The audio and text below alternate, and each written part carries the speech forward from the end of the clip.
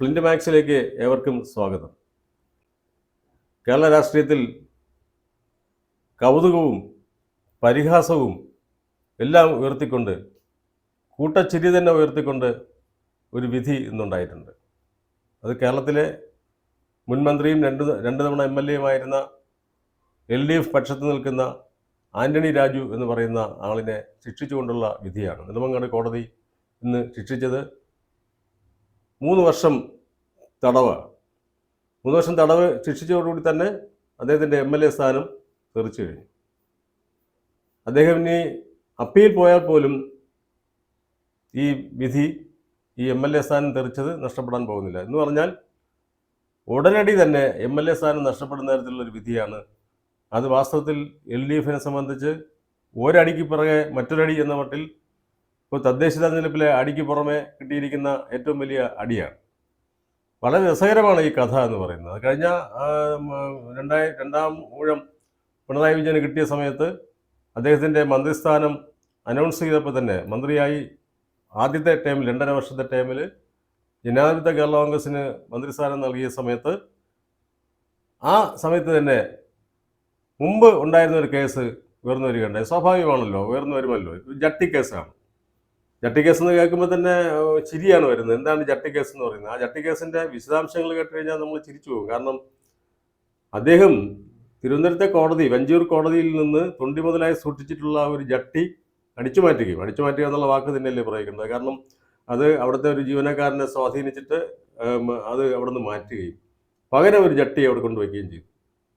ഈ പകരം കൊണ്ടുവച്ച ജട്ടി ആ കേസിലെ പ്രതിയായിട്ടുള്ള ഒരു ഓസ്ട്രേലിയനാണ്.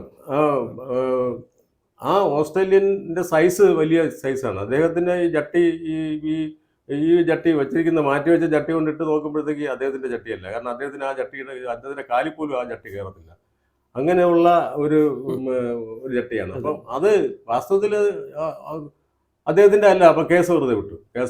പ്രതി വെളിയിലേക്ക് പോവുകയും ചെയ്തു. പ്രതി വെളിയിൽ പോയി മറ്റൊരു കേസിൽ കുടുങ്ങി അദ്ദേഹം വിദേശത്തെ ഒരു ജയിലിൽ കിടക്കുന്ന സമയത്ത് തൻ്റെ കൂടെ ഉണ്ടായിരുന്ന സഹ ജയിൽ വാസിയോട് ഈ കഥ പറഞ്ഞിട്ട് അദ്ദേഹത്തിൽ നിന്ന് കിട്ടിയ വിവരമനുസരിച്ച് ഇന്റർപോളാണ് വാസ്തവത്തിൽ ഈ കേസ് കേരളത്തിലേക്ക് CBIക്ക് കൈമാറുകയും CBI അത് വീണ്ടും ഇവിടെ റേസ് ചെയ്യുകയും ചെയ്തിട്ട് ആ കേസ് പിന്നീടും വരികയും ചെയ്തു.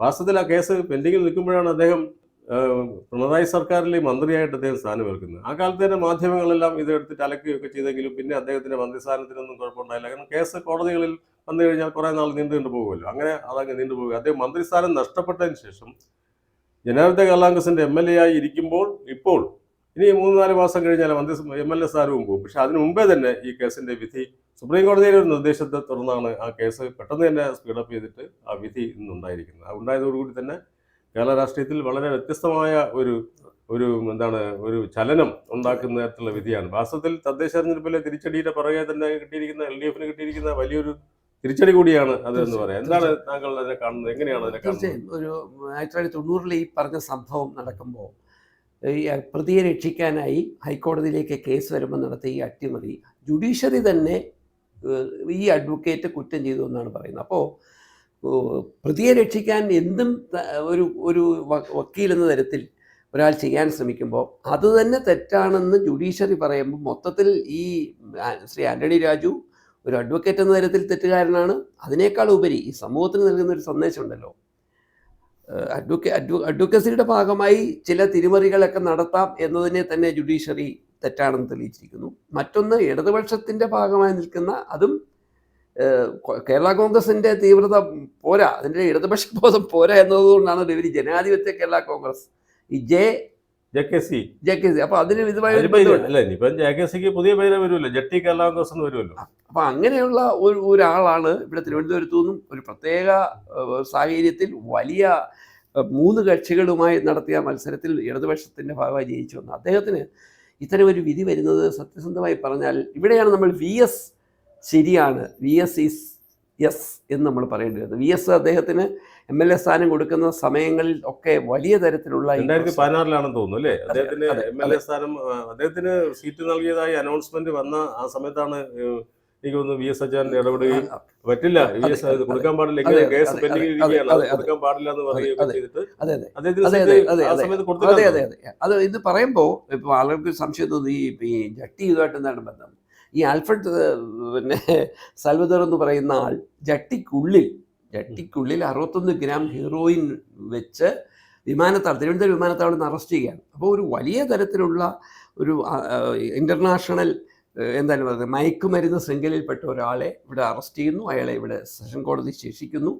അയാളെ രക്ഷപ്പെടുത്താൻ ഹൈക്കോടതിയിൽ ഇങ്ങനെ ജട്ടി അടിച്ചു മാറ്റി വേറൊരു ജട്ടി വെച്ച് ഈ കേസ് മുന്നോട്ട് നോക്കി അയാളെ രക്ഷപ്പെടുത്തി ഓസ്ട്രേലിയയിലേക്ക് വിടുന്നു. സ്വാഭാവികം അതിൻ്റെ ഭാഗമായി വലിയ വരുമാനമൊക്കെ ഉണ്ടായി കാണും. പക്ഷേ ഒരു ജനപ്രതിനിധി ഈ ഇത്തരത്തിലൊരു പരിപാടി ചെയ്യുമ്പോൾ അതിൻ്റെ ക്ഷീണം, അതിൻ്റെ പിന്നെ ബുദ്ധിമുട്ട് ഇപ്പോൾ ഇടതുപക്ഷം അനുഭവിക്കുന്നുള്ള പ്രത്യേകം സ്മരിക്കണം. അതുകൊണ്ട് പിന്നെ മുന്നണി മാറി ആര് വന്നാലും ഇവിടേക്ക് ഇങ്ങോട്ട് വരാം എന്നുള്ളൊരു സന്ദേശം ഇടതുപക്ഷം നേരത്തെ തന്നെ കൊടുത്തതിൻ്റെ ഒരു പാപഭാരമാണ് ഇപ്പോൾ കയറുന്നത്. ഒന്ന് ആലോചിച്ച് നോക്കൂ, ഇയാൾ ക്യാബിനറ്റിൽ ഇരിക്കുമ്പോഴാണ് ഈ വിധി വന്നിരുന്നെങ്കിൽ ഈ മുന്നണിയുടെ തന്നെ പേര് മാറ്റേണ്ടി വന്നേനെ. അപ്പോൾ ഇത് വളരെ ഗൗരവതരമായ ചില പ്രശ്നങ്ങൾ ഉണ്ടാകും. എന്ന് മാത്രമല്ല, തിരുവനന്തപുരം അസംബ്ലി മണ്ഡലത്തിൽ വരാൻ പോകുന്ന തെരഞ്ഞെടുപ്പിൽ ഈ പറയുന്ന അവിടെ ജയിച്ചു വന്ന ഒരാൾ ഇങ്ങനെ ജട്ടി അടിച്ചു മാറ്റിയതിൻ്റെ പേരിൽ MLA സ്ഥാനം നഷ്ടപ്പെടേണ്ടി വരുമ്പം ഇടതുപക്ഷത്തിന് ഇനി ആരെ അവിടെ ഇറക്കി കോൺഗ്രസിനെയും BJPയും പ്രതിരോധിക്കാൻ കഴിയുമെന്നുള്ളത് വലിയ ചോദ്യചിഹ്നമായി ഇവിടെ നിൽക്കുക.